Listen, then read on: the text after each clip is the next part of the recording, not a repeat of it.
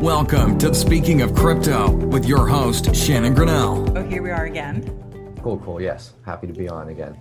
Yeah. So, Paul, I thought I would start by asking you if you can tell me the story of where you first heard about Bitcoin and then what happened after that.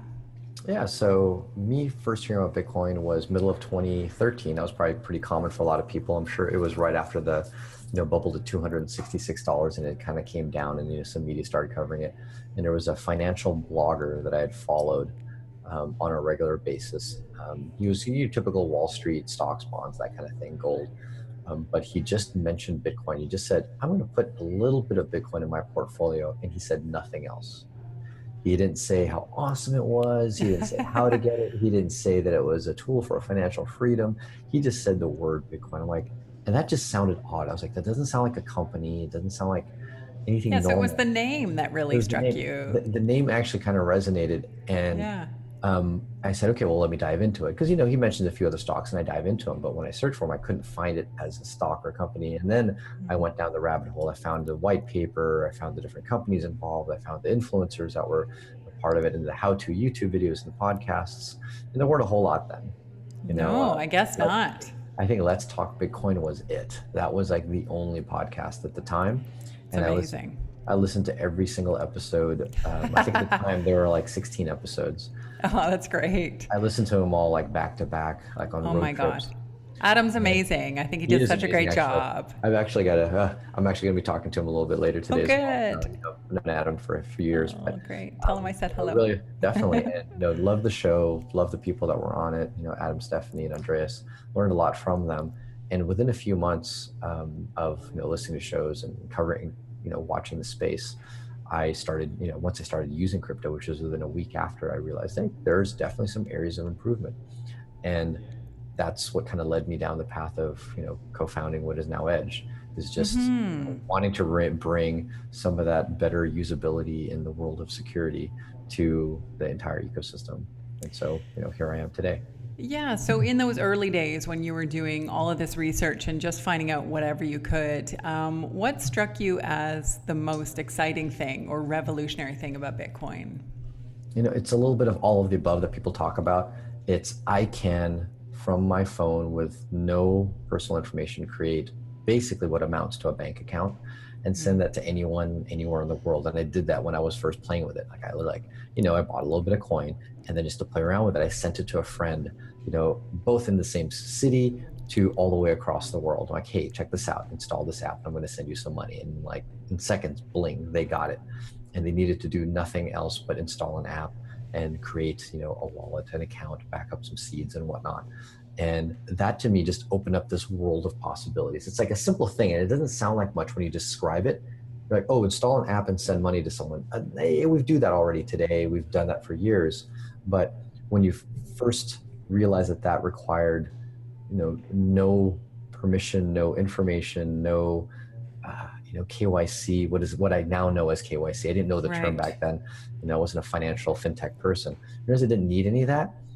This little boulder starts to roll down your brain. It's like it picks up steam, right? It's like a little rock going down a mountain. It starts to pick up steam and get bigger because you start to realize the effect of that. It's like the small nugget of it just didn't need any information, and I could send it to anyone. Then you start realizing, oh my gosh, what can that do? That means anyone that doesn't have access to a digital economy suddenly does have access. Costs from being able to send money over borders suddenly go to small to near zero. And now and then you start digging further and you realize that there's actually an economic policy behind Bitcoin, that it actually has a certain issuance curve that is now drastically different than what all of fiat currencies typically have or have had in the past. That just opens up another kind of rabbit hole inside of the thought process of how powerful crypto is. All of the above, it kind of excited me. And I was already in a stage of life where I was getting disillusioned by what I call the establishment. What they teach us is to be true, whether it be kind of health, wellness, diet, or financial. All of that was something that I had already gone down the rabbit hole in, and this kind of completed the loop. Really interesting. Full circle of like, oh my gosh, there's so much that we think is kind of the normal world, yet there's what really is the world versus what we're kind of disillusioned to believe. And this completed the financial side aspect of it. Yeah, what do you think maybe one of the big disillusionments for you? Like when you finally, as a grown up, you went, wait, like this is how it is? Or can you think of something that Oh, really I bothered mean, you? several. The first industry that really upset me was, I think, the pharmaceutical industry, and the realization of how much money is involved versus the personal wellness of people.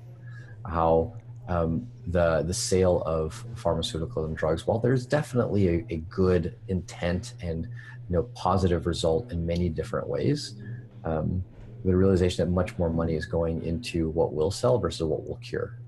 And Yeah. if we can patch people up and continue to sell product, that's far more interesting than actually making a cure. Much like we're patching the financial system versus kind of curing it and fixing its long term issues. And so it all goes hand in hand.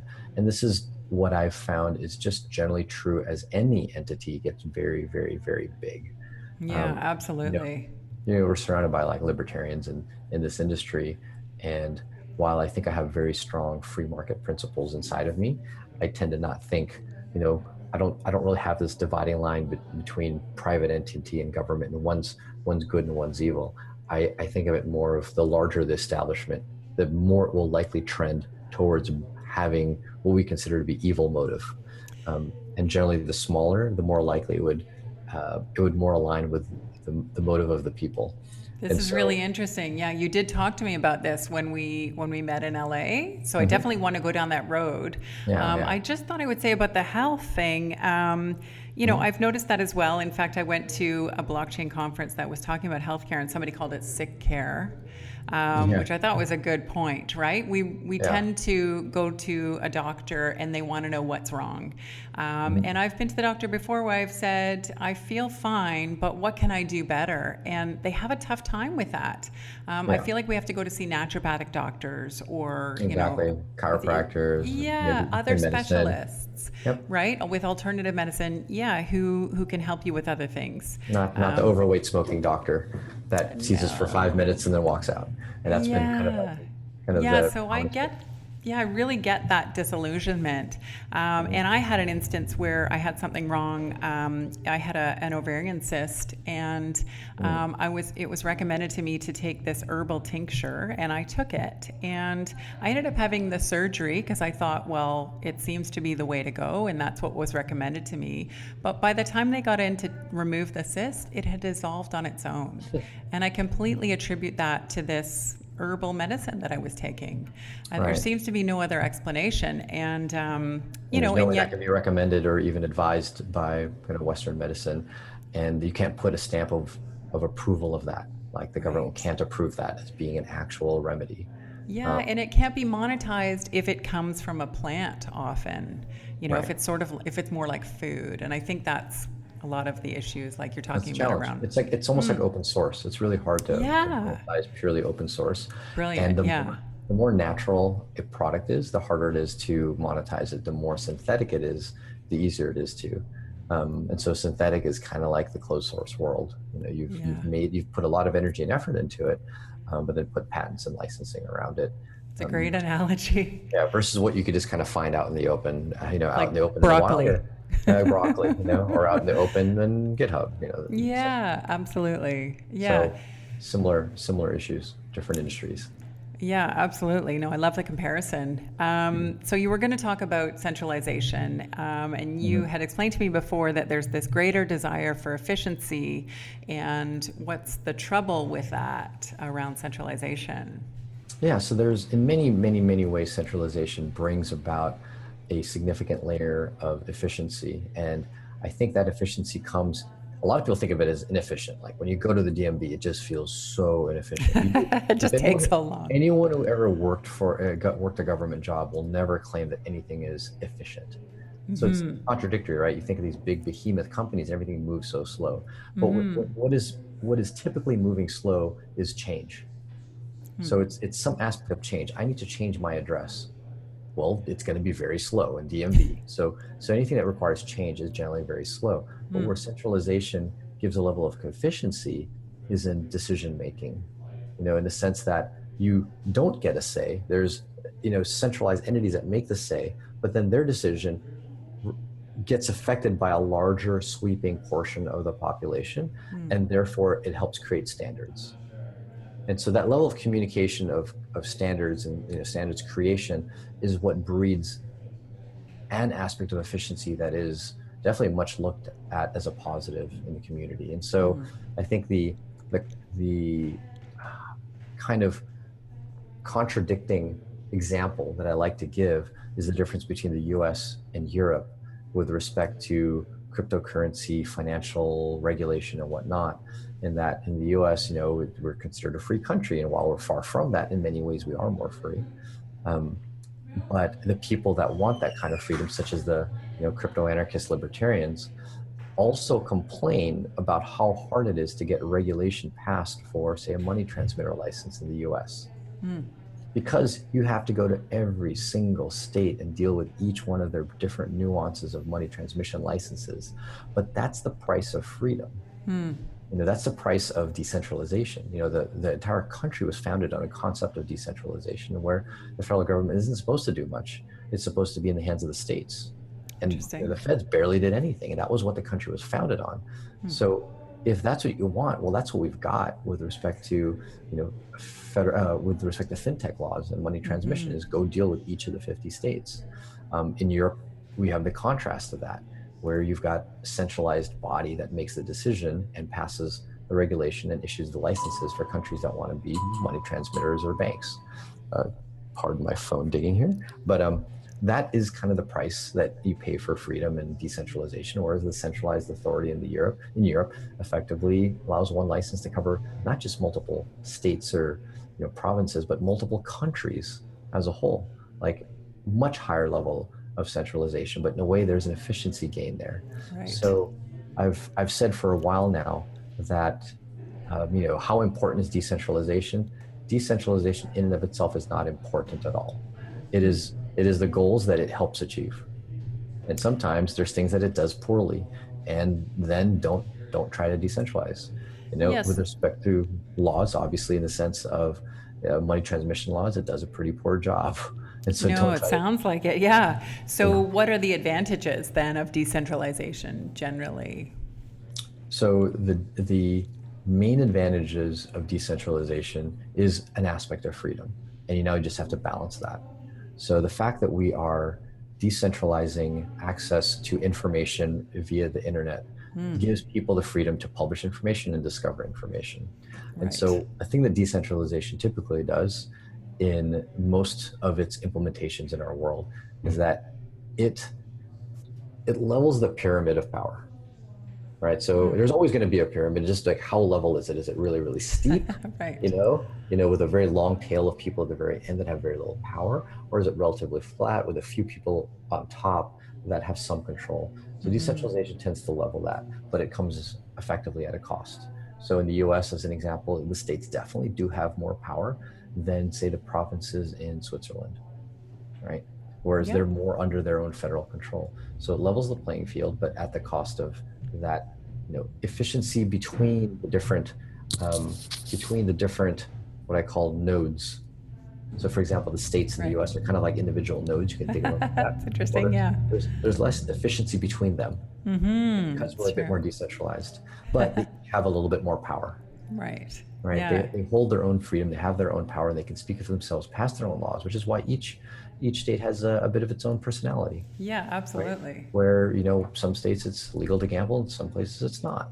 So there's a benefit to that. There's the freedom of choice, and we now can move to a region that aligns with what we believe in and what we want to have. Whereas if the entire country was entirely homogenous, there'd be no choice. It would be harder for us to escape a culture and framework that we disliked. Because now instead of having to leave a state, I'd have to leave the entire country. The whole country was very homogenous. Yeah, absolutely.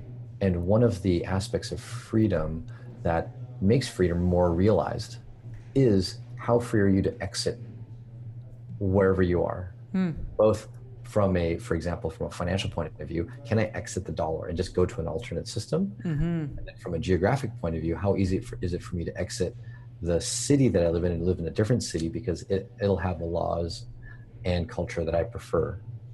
If the entire country was totally homogenous, totally centralized, everything was exactly the same, it's much harder to leave the entire US than it is for me to leave a state, um, and then it is for me to leave a city. So Right. that decentralization is kind of a key piece of freedom. We know the cost and price that you pay, but it allows us to have a choice in that, that little minute way that we do have. Yeah, it's interesting. How easy do you think it is to leave the US dollar and go to cryptocurrency at this stage? Far easier than it was when I got into crypto. That much I can at least say. There's a lot of options to Yeah. exit, but I guess exit's well, first it's a four-letter word, and then, and It then sounds second, very final as well. it's very final, exactly. And there's a lot of gray. There's a lot of gray area in between, being inside or exiting outside. So I think it's easy to quote unquote exit. It's hard to exit and then stay out. Right? You can't stay and 100% live in the crypto world. You have to constantly keep re-entering. So it's easy to exit, we got to come back. At exit, you got to come back. Have you tried at all to live on crypto exclusively for any period of time or for any certain aspect of your life? I wouldn't say that I've tried for any period of time that's measurable. Like I wouldn't say I'm going to do a week and live on crypto. I don't think it's feasible, nor is it what I call the right time and purpose behind what crypto is kind of built for today. Yeah. And so I haven't tried. I've followed people that have tried. I've always found it interesting, and I think there's a lot to learn from the people that do. And instead of just kind of saying I'm going to only live on crypto, and so what we do is I and our company have taken an effort to try to take portions of the company and make that focused around crypto. So we've done things like, number one, we've always been paid in Bitcoin from day one. All right. Anyone in our company, our contractors, staff. Is it because it's easier? Why have you chosen to do that on principle? Really like the idea. Easier. It's a terrible interesting. idea. So you came up with the idea, but it's terrible. You mean not practical? Like it's challenging. It's challenging. It's not that it's impractical, right? The systems to pay people not in crypto and in fiat are much easier. Right. And so it's not impractical. It definitely adds a bit of a burden. We don't question that. We have a twofold reason. Number one, we want to know what the friction points are. Because without knowing what the friction points are, you don't know what to build, what to fix. Makes sense. Absolutely. And so unless you're living in it, unless you're eating your own dog food, and basically crypto, Bitcoin is our industry's dog food, you better be eating it, then you don't really know how good it is or how bad it is. You don't need to know if it needs extra seasoning or not. And so that's the first point and reason why we do. And second is it actually helps give a motivation on the team and everyone that earns it to help the industry succeed. I get paid in Bitcoin, and there's definitely an extra friction to convert to dollars. So you convert what you need, but you don't tend to convert what you don't need. And so it's, a lot of people earn dollars, but then there's a friction to convert some of that on a regular basis to crypto. It's very interesting when you're on the opposite side. Even though your compensation might be quoted in dollars, like you're getting, $5,000, $7,000, $10,000 a month, whatever that is. Yeah. By virtue of receiving it in a different currency, causes your behavior with the money to differ. Almost certainly. I mean, in theory, you can cash all of it out every single month, and it's just like you earn dollars. Right. But probably people don't. Almost certainly people don't. They'll hold some amount of it. And that small fraction amount that they might hold gives a core incentive to understand the industry a bit better, understand what tools they can use with that currency a little bit better, and then also help drive its adoption, drive its education, contribute to using it and giving it to other people, for other debts and purposes. And so it's small nugget.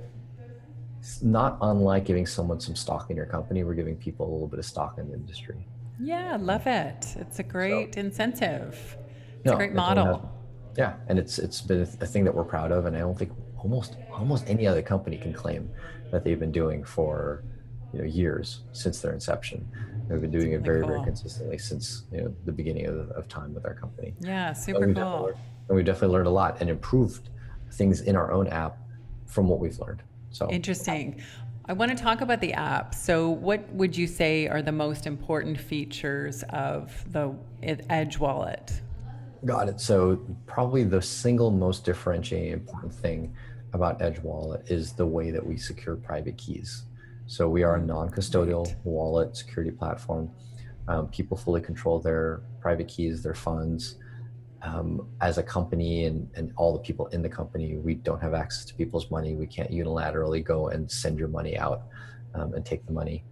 We can't fractionally reserve it, which is one of the most important things about using non-custodial wallets. Your money doesn't just get arbitrarily loaned out and leveraged.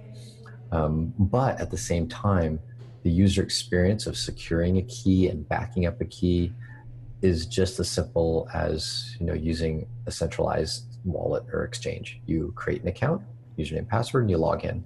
Switch phones, just log into the new device.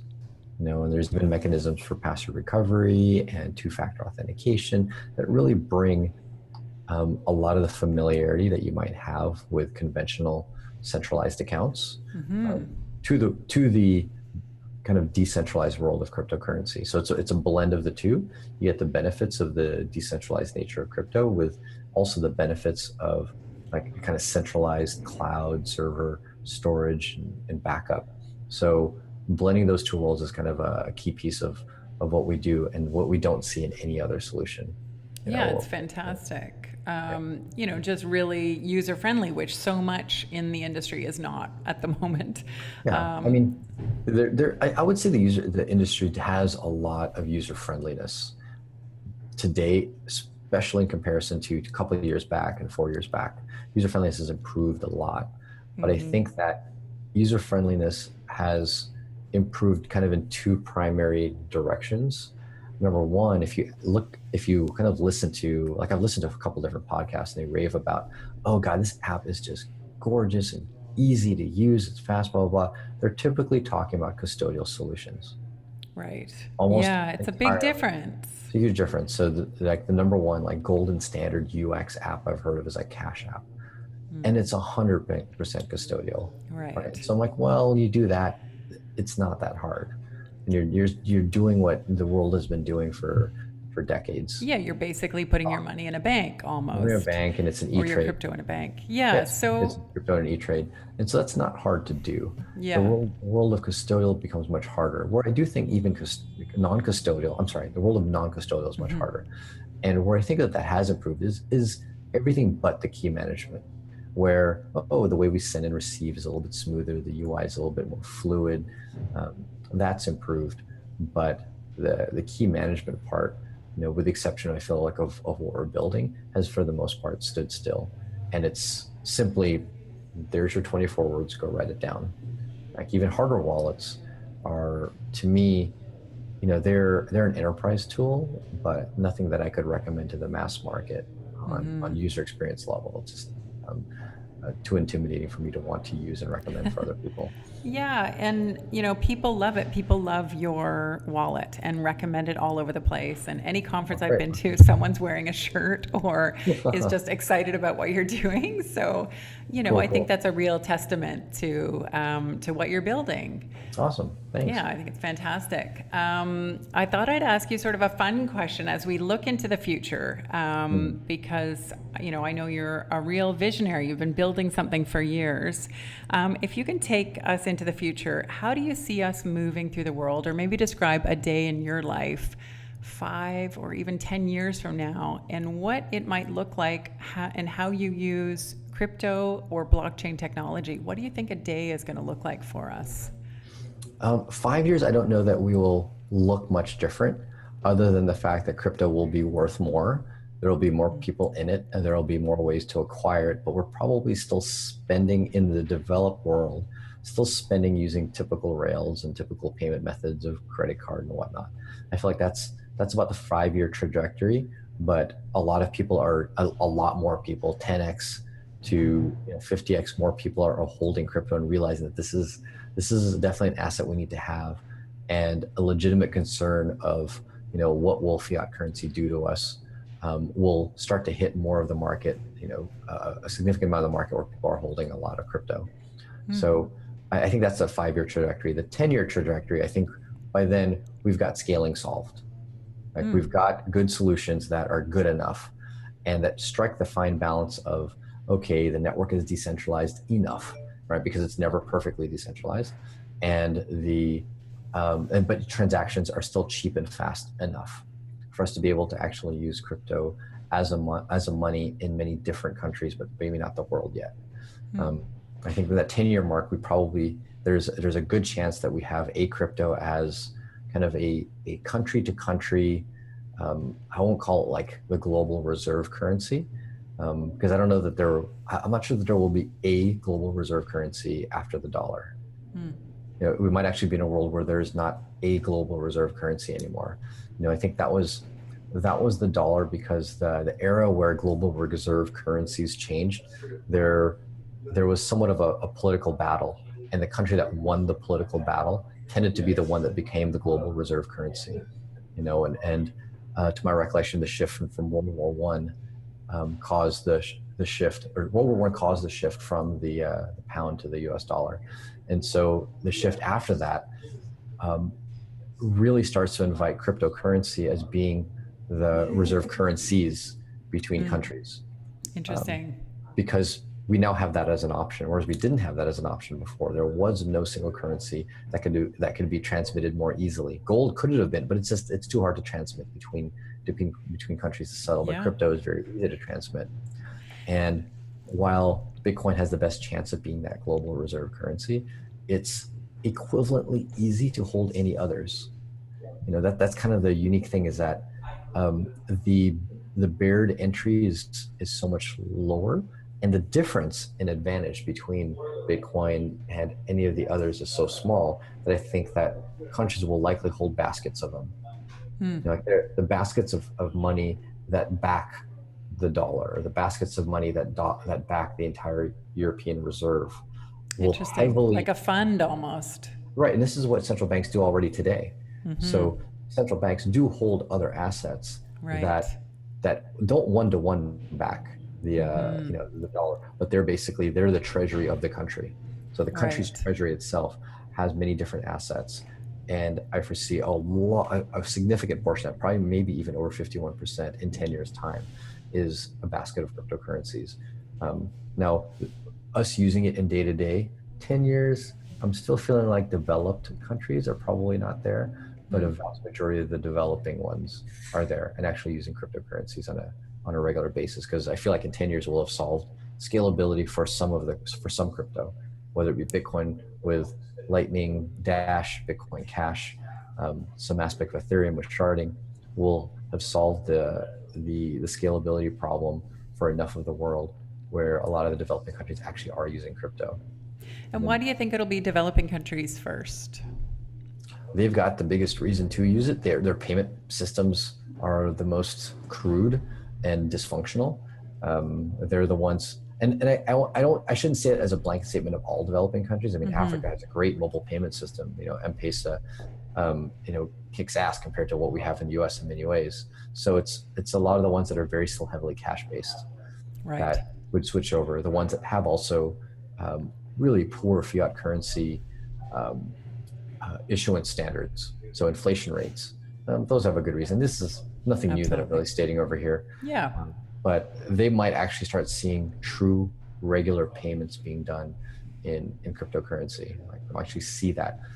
I wouldn't be surprised if in 10 years, a handful, half a dozen countries that don't already have their own currency just adopt crypto as the currency of the country. Because they already don't have the ability. So if you're a country, you already don't have the ability to print your own money, right? So you don't have the ability to inflate for whatever benefit that might give you. You're already at the mercy of some other country. So if you're already at the mercy of another entity, why not be not at their mercy, but instead leverage a currency that's just trending up in value as a whole? It's interesting.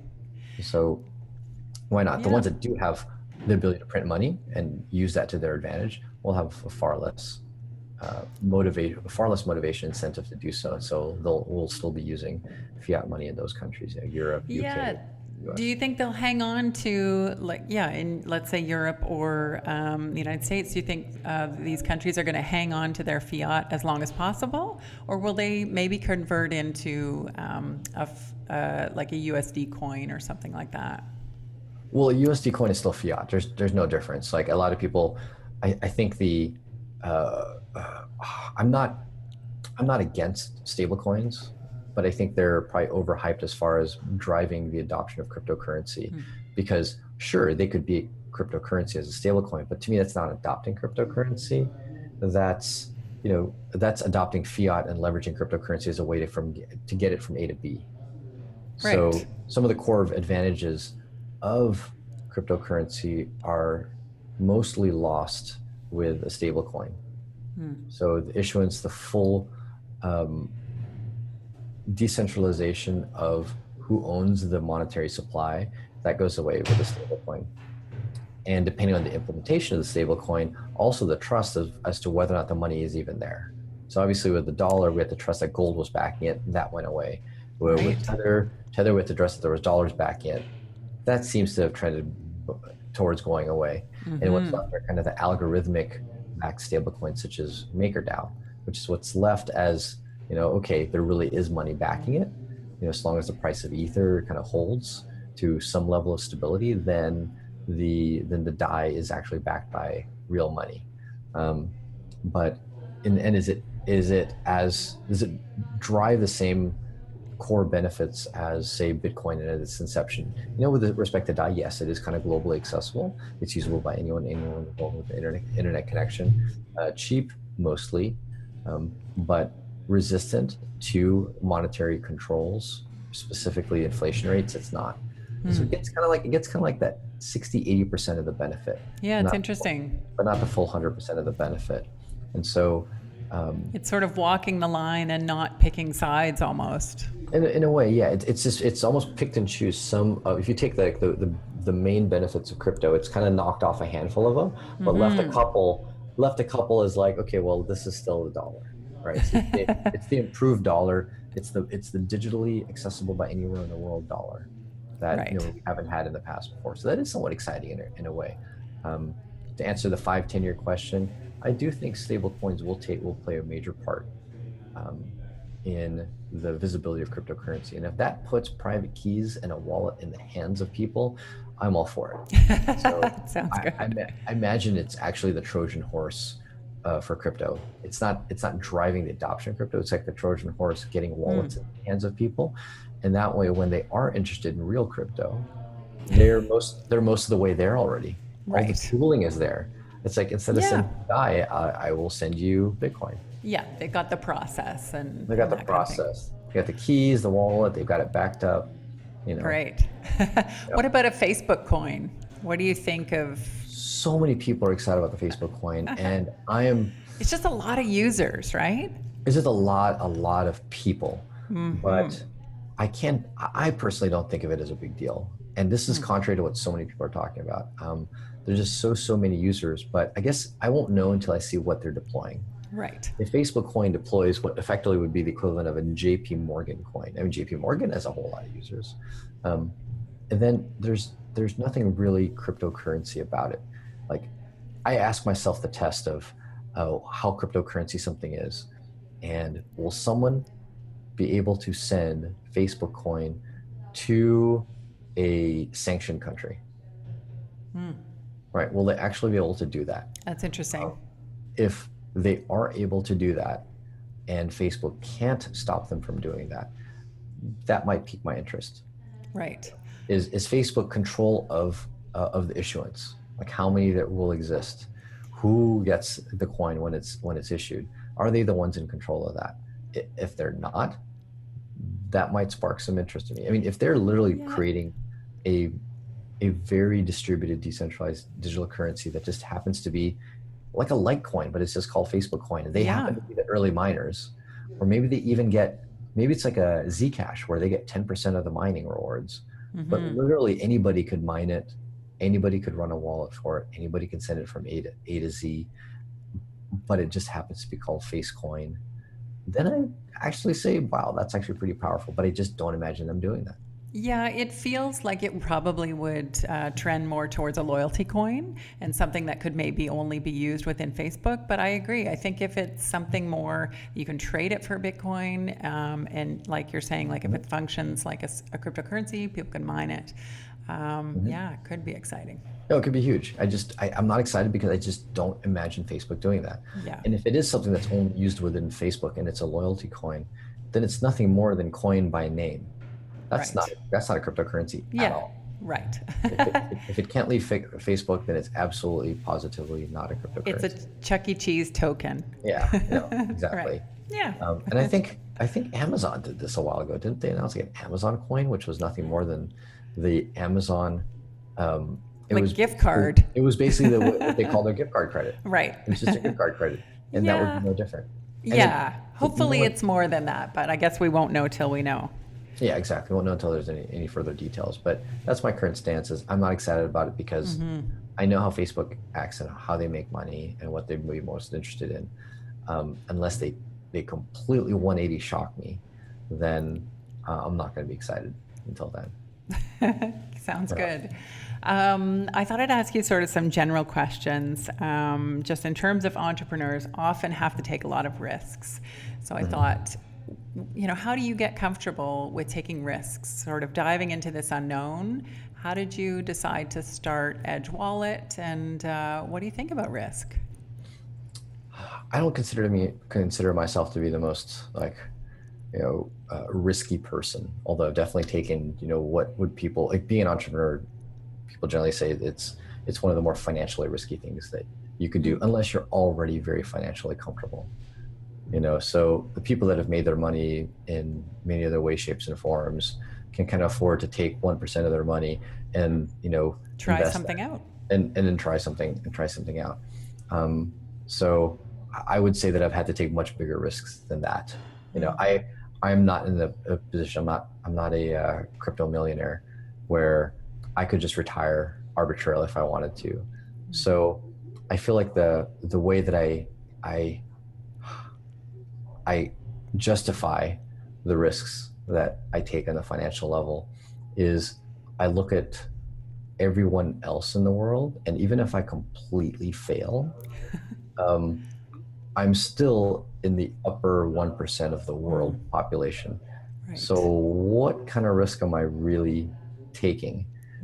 Especially when I'm trying to build something that can hopefully empower the 99% of people that are in a worse off financial situation. It's a beautiful way to look at it, just everybody in North America, in, Europe, and I mean, so many countries around the world, we just have so much. We just have so much, Yeah, opportunities there. Yeah, and opportunity. There's a wide range. You can have so much, but this and here can feel very, very different. So I could be, if I did not start, a company and, burn a lot of crypto early on and whatnot, I could be financially much, much more comfortable than I am today and potentially be retired. Right. But in a full crash and burn, if I lost everything, and see, even crypto went to zero, all Bitcoin just died completely. Yeah. I'd still be better off than 99% of the population because I have an opportunity. I could get a job doing something else. Right. And I came from a very humble career, not working in tech. I can go back to that. And what was your background before? It depends how far back you go, but immediately before crypto, I was actually a program manager at a small business at a climbing gym, at a local climbing gym. Cool. So I managed. It sounds like you have a health programs. background. You're very interested, it sounds like. I was interested in that for sure. Plus, it's a great way to stay in shape, be healthy, and just meet a lot of great people. Cool. And so I enjoyed that. Before that, I was a tech person. I was in Silicon Valley, developer, software engineer, worked at NVIDIA, in the thick of technology. But like I said, I feel like that's, to me, the way I justify and go to sleep at night, saying to myself, God, look at these risks that I'm taking, is that at its absolute worst, I'm better than 99% of the world. Wow. Yeah, it's a great way to look at it. And so why are you doing what you're doing? Because you're saying you could have maybe put your money somewhere else or even gone a different direction with crypto and you could have retired. So why are you doing what you're doing today? There's very few people that I feel like live during a span of time where history is going through a major change. That doesn't happen very often. And sometimes it happens and you're not of the right frame of mind, education, opportunity to be a part of it. People want to be a part of like some lasting positive change in the world. And I was around in the internet boom. All right, I just graduated college, but I was young, naive, and didn't know what the heck to do about it. So I got a job. I just got a job and worked at a tech company. Had nothing to do with a lot of the vision and infrastructure of what is part of our world. With crypto, I was definitely older. I feel like a little bit wiser, understood how technology and people and businesses interact, and didn't want to miss out on kind of that opportunity again, and to be a part of it, just to be able to say, hey, I built this is something that became part of the world that we live in and interact with today. And it was a key part of that shift. And I helped contribute to that. I want to be part of the history books, and our team being part of the history books. And that's what got me to kind of leave a life and a career that I was very happy with, content, humble, simple, and enjoyable, and very healthy as well, into the startup sleepless nights that I'm in today. So, Yeah. and I don't think any other part of tech would have gotten me to leave, because I was already surrounded by it. I saw the startup ecosystem and how people making money, and I was like, well, it's kind of cool, but it wasn't nothing. Money wasn't the motivator. It wasn't the motivator. I had quit my job, or at least I put in the notice that I was quitting my job, because I wanted to do something in crypto at a time when my total investment in crypto was negative. Wow. I was actually negative on my investment by a little bit, maybe 10 to 20% negative. So I didn't gain anything that I would suddenly have to be able to put into a venture. Really interesting. And it's just because you believed in what it is. Is that why? I believed in what it is. I believed it would do well. I believed it would be a significant part of our world, and I wanted to be part of that history in the making. And that was around 2013, or when did you? Yeah. That was 2013. That was 2013. So about middle of 2013 is like when I had discovered it, and probably by the end of Q3 2013, I had put in my notice like, okay, I want to go this full time. And I started ramping down on my previous job by then. And if you know anything about the timing, and end of Q3, that was September, I think. We weren't quite going and doing the ramp up yet, back into the end of 2013. It wasn't until like around end of October, November, December. Wow. So September, I put in my notice, and I think I was still down, like I said, by a little bit on my total. That's brave. Investment. Yeah. Interesting. Yeah, that's amazing. Do you think having more money equates to having more freedom? In many ways, I can't argue that. In many ways, yes. So depending on the mindset of the person that has more money, it definitely can enable some aspect of that. And that's part of the reason why a lot of the people that don't have a whole lot, the poorest people in the world, don't have a whole lot of freedoms. Now the way you achieve that money and your need for that money can remove your freedoms. That's very interesting. The money itself does allow you to have freedoms, but then the then follow on requirement to have that money that gets imparted into us can then remove freedoms. Right. So if I was a poor person from Middle Africa, and I suddenly get dropped $1 million, I have a whole lot of freedom because my needs are far below my resources. Now, if that poor kid from Africa now starts getting accustomed to what they could have with the $1 million that was dropped on their lap, now their freedoms start to get a bit diminished, because now they do need a specific amount of income to be able to retain that standard of living. Lifestyle, yeah. And that's true everywhere in the world. And so this is where a lot of people give rich people a hard time, and they're like, oh, first world problems. They're starving kids in Africa, but we all in many different ways get accustomed to where we are. It's just the measuring stick sort of changes. The measuring stick, we're not, as humans, we can't adapt quickly. Like we need a bit of a gradual change to adapt to, especially kind of a harder kind of lifestyle. So if the money is trapping you and you need that level of income to retain the same lifestyle that you have, then yes, it can actually remove freedoms. Right. You're no longer you've gotten used to 4 or 5 star hotels. You're no longer free to be able to hop into any little hostel that's available when you're traveling. You've Yeah, removed absolutely. you've removed a freedom from yourself. Whereas if you are a hostel hopper, yet you've also got 10 million in the bank, you've got all the freedom in the world. I go hostel, hostel, 5 star hotel, hostel, hostel, you know? So, I've heard Naval talk about it on his podcast, is making more money and maintaining your standard of living at a lower level, and that helps oh, you to feel wealthy, like you're saying. oh, totally. Yeah. That'll enable the highest amount of freedom. Keep your standard of living, but be able to have more money. And then your choices are endless. Yeah. Do What you purposefully put some of these things into place in order to feel a bit more free? To some degree, to some degree for sure. I know that there was times where when in my financial world has been very like up and down as I take risks and Yeah, whatnot. I'm And at sure. times I'm like, oh wow, I've got a good amount to sustain myself for years, but not much will change. Still living in the same place, and a couple of years ago I'd been in the same place for 12 years. Nothing changed regardless of the ups and downs.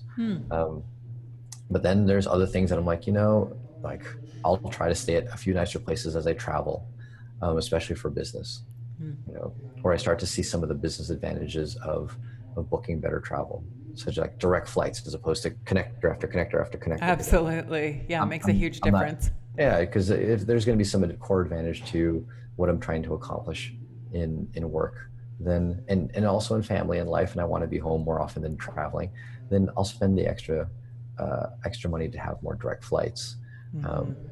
Land a bit more refreshed, go straight into a meeting, and then get out. And if I'm going to do red eyes, and I'll try to book one that's a bit more comfortable. A business class upgrade if I can get it, so I can get into a meeting, feel refreshed, and get out and get back home. So Great. I've upgraded some aspects of life, but I'd like to think that relative to my means, I've stayed much simpler. Yeah, so you don't feel like you're in bondage. Yeah, I exactly. hope. Yeah, no, Yeah. exactly. Yeah, that's a goal. Um, But it's a great question. That is a great question because a lot of people, I think, you know, I think the answer in the extremes with that question is like, hey, does having more money equate to more freedom? I think I've heard mostly the extreme answers of absolutely it does. I can do whatever I want, blah blah blah. Or no, they see all of the. Usually, I hear the opposite. They see the very wealthy that are very depressed, and yeah, they equate money with just without happiness. yeah, I think we see examples of people who are unhappy and have a whole bunch of money. And then we also have examples of people where it seems like it doesn't, the money doesn't really create any kind of difference. Or is that just a, impression? So I thought I'd just ask, your own perspective. Oh, yeah, exactly. Yeah, so do you think Bitcoin or crypto is an answer to the world's problems? I mean, it's not the single answer. No way. Is it like it's not the silver bullet, but it is one of the major shifts in kind of giving more of the world an answer that it's needed. Giving more of the world kind of control, financial power, which has been the one thing that has not been evenly distributed for years. And so, we did that with information with the internet.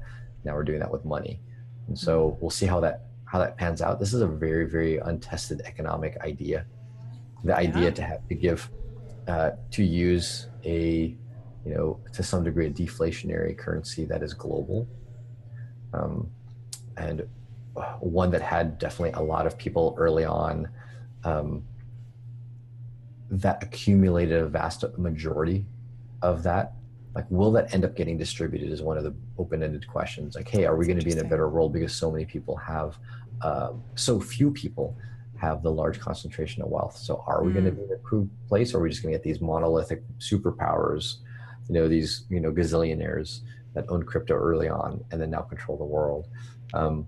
I'd like to think that is going to still dissipate, because while they have the majority of the power, they don't have the ability to create more of it, or to control who can send and receive it. So the ownership of the money now becomes very separated from the control of commerce of that money and transfer of that money. So I'd like to think, yeah, we'll be in a better place. It's not the silver bullet. There's still going to be evil and unfortunately wars, hopefully just less of it. And people will be able to contribute more into the decision of whether or not it happens versus being a little more unilateral. A country wants to go to war, it just does it. Now we'll have a bit more say. Countries will actually need the money of the people, and they'll need people to approve it and to give money to support it, versus just saying we're going to do it. We'll print more money if we need to. So that's kind of my take. Yeah, that's an interesting take.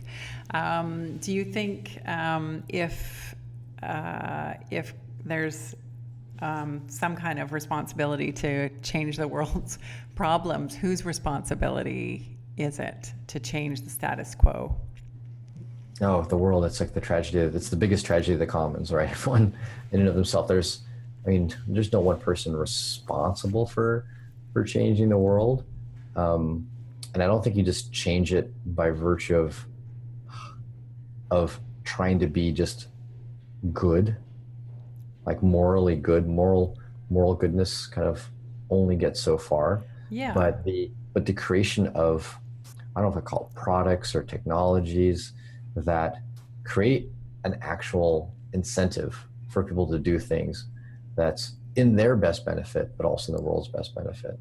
Like creating some of those models, I think, is what will improve the world. And it was one of those examples where, yes, it's in your financial benefit to be selfish, but yet by doing so, you've created a system that is both more secure and more accessible to more people. That's kind of unique, where we don't see that very often, but those are those nuggets of genius. Can you explain that a little bit further? What do you mean to be selfish, but then also to be sort of helpful to the world? In what way? So obviously, crypto and Bitcoin's power comes from being able to transact freely across the world, anyone, anywhere, with internet connection. That only comes about with its architecture of having a decentralized network, or a more decentralized network, with miners and nodes that validate transactions. Well, that validation of the transactions, the security of the network, comes because the participants are selfish. They want money, and they're given money by doing the right thing. If you do the wrong thing, you're punished. You do the right thing, you're rewarded. And that is the balance of power that crypto and maybe many other projects and protocols, projects, companies, whether in or out of fintech, should kind of take a lesson on. Is that if you can build the properly aligned incentives, that's probably the best term. Incentivizing the participants. Yeah, exactly. Where they have a financial benefit of doing the right thing, then you create a better place for the world. But you can't just preach it. I feel like preaching it doesn't get very far. Give them good incentives. You are doing that. You explained to me earlier with paying employees in Bitcoin. Well, we have, while it costs us more time and energy, we have still a financial incentive in doing that. Right. So our financial incentive, were the two things I mentioned, is we know better how to improve the industry. Yeah. And by doing that, we can build a better product to improve the industry. And by doing that, we can make more money. All right. We get more users, we make more money. Win-win-win. Win-win. And then people that are in the industry and are being paid with that currency are motivated to evangelize and get other people involved in the industry. Grows our industry, which helps grow us. Yeah. So while one might say we're preaching it, we can still be selfish. It's still a way of us being selfish. Right. We still have our own best interest at hand, while still helping kind of the economy and the industry as a whole. That's great. Yeah, it's fantastic. Is there anything else you wanted to add, Paul? Otherwise, I have some fun questions for you. Nothing else I have to add at all. I think I'm a little short on time. I've got another meeting I've got to get to. Okay. Maybe we can continue this consensus. Yeah. Oh, that sounds good. Can I ask you one fun question before you go? I know you have to go. Sure. Let's say if I were a genie and I could grant you one wish and you couldn't ask for more wishes. Of course. What would you wish for? Oh, gosh. Oh, what would I wish for? Clearly you have it all. No, it's not I have it all. I have so many wishes. There's just no one There you thing. go. You know, there's just simply no one thing. There's no silver bullet. And so Yeah. I'd have to just draw a wish out of a hat mode, right? So Yeah. draw Okay. draw draw a wish out of the hat Let's mode. say you were going on vacation to anywhere in the world, fully paid anywhere for, a week. Where would you go? For a week. Well, I'm gonna pick a place. I want to pick a couple places that I haven't been to an extended period of time. I'd love to go to Singapore, and I'd love to see the ghost cities in China. Ah, I think that's one of the few wonders of the world that won't ever occur again. I don't know about the ghost cities. Yeah, there were cities built in China that could house hundreds of millions of people, but there's no one in them. But they're still maintained, and people can go through them, stay at a hotel, Hear but about this. I but did hear about this. there's Yeah. nobody there. And I think these places will go down as one of the, wonders of the world. Yeah. There's many different wonders of the world. I think this will be one of them because it requires a vast, vast, vast amount of what I call kind of centralization of capital to unilaterally make a decision to build something like this, much like the Right. pyramids. Right. It's like the pyramids, but in China, but yet a city versus a pyramid. Interesting. And I don't think we're going to see something like this in our day and age going forward. So I'd love to make a trip over there. Yeah, I And hope you get there. yeah, yeah. Okay, It's kind of desolate when you get there, so it's one of the like vacation to nothing. But Maybe don't spend the whole week there. yeah, exactly. Great chatting with you, Paul. Cool. Thanks a lot, Shen.